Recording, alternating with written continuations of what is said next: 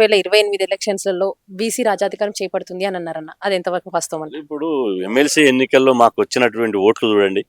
ఇలా మాకు ఒక పార్టీ లేదు, జెండా లేదు, ఆ తర్వాత నిర్మాణం లేదు.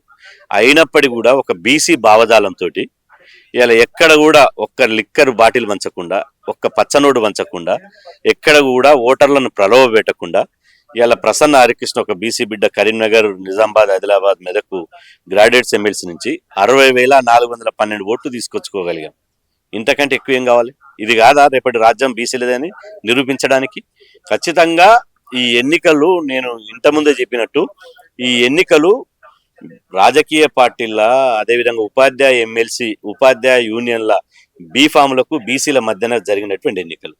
ఇలా ఇప్పుడున్నటువంటి యూనియన్ వాళ్ళకు ఒక్కొక్క పిఆర్టీ ఉంది, ఎగ్జాంపుల్ 60 సంవత్సరాల చరిత్ర ఉంది, వాళ్ళకు యూటీఎఫ్ ఉంది, వాళ్ళకు 70 సంవత్సరాల చరిత్ర ఉంది, వాళ్ళకు ప్రతి స్కూల్ యూనిట్గా నిర్మాణం ఉంది, అదేవిధంగా మొత్తం అన్ని స్కూళ్ళ నిర్మాణం ఉంది, వాళ్ళకి ఎంతో చరిత్ర ఉంది. అయినప్పటికీ మొదటి ప్రాధాన్యత ఓట్లతో గెలవలేకపోయారు.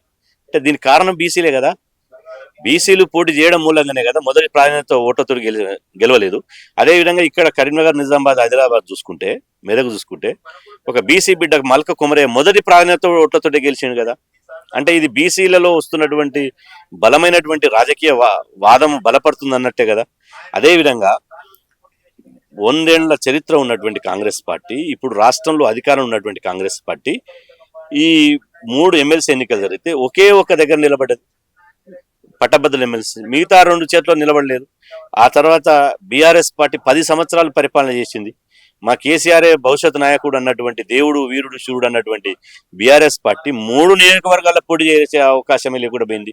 ఆ తర్వాత ఇక్కడ నల్గొండ, ఖమ్మం, వరంగల్లో బీజేపీ అభ్యర్థి సర్వోత్తమ్ రెడ్డి కంటే ఎక్కువగా బీసీలు ఓట్లు సాధించారు కదా.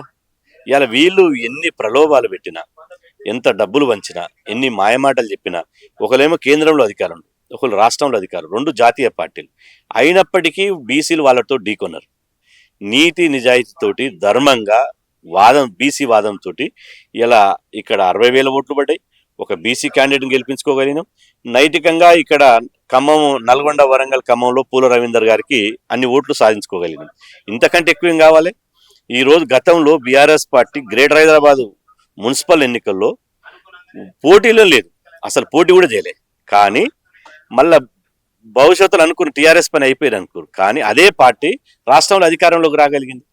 కాబట్టి ఇప్పుడు వచ్చినటువంటి ఎమ్మెల్సీ ఎన్నికల్లో ఇప్పుడున్నటువంటి వాదం రేపటి భవిష్యత్తులో బీసీల రాజ్యాధికారానికి ఒక పునాది రాయి లాంటిది. కాబట్టి దీని మీద వారం రోజుల్లోనే హైదరాబాద్లో సమీక్షించుకుంటున్నాం. సమీక్షించుకున్న తర్వాత త్వరలోనే మా బీసీ శ్రేణులకు ధైర్యం కల్పించి రేపటి బీసీ రాజ్యం కోసం సమాయత్తం చేయడానికి వరంగల్లో కానీ, నల్గొండలో కానీ ఒక భారీ సభ పెడతాం, మేధోమథన సభ పెడతాం. ఆ తర్వాత కరీంనగర్లో భారీ మేధోమథన సమావేశం పెడతాం. తర్వాత ఎన్నికలు ఏ వచ్చినా ఇక బీసీ అభ్యర్థులు రంగంలోకి ఉంటారు. బరాబర్ ఎన్నికలు లోకల్ బాడీ ఎన్నికలు రాని, జనరల్ స్థానంలో బీసీలు పోటీ చేస్తారు. పోటీ చేయకపోతే మేమన్నా పోటీ చేయిస్తాం. వాళ్ళకి బరాబర్ బీసీ బిడ్డలను గెలిపించుకుంటారు. రేపు ఉప ఎన్నికలు వచ్చినా 10 ఉప ఎన్నికల రేపు బీఆర్ఎస్ పార్టీ నుంచి కాంగ్రెస్లో పోయిన ఎమ్మెల్యేలకు వాళ్ళకి అనవరత వేడుపడ్డా కూడా రేపు ఎన్నికలు వస్తే ఆ ఎన్నికల్లో బీసీ అభ్యర్థులు ఉండబోతున్నారు. ఏ ఎన్నికలైనా ఇక ప్రత్యక్ష ఎన్నికలలో బీసీలు ఒక యుద్ధం చేయబోతున్నారు, సత్యం.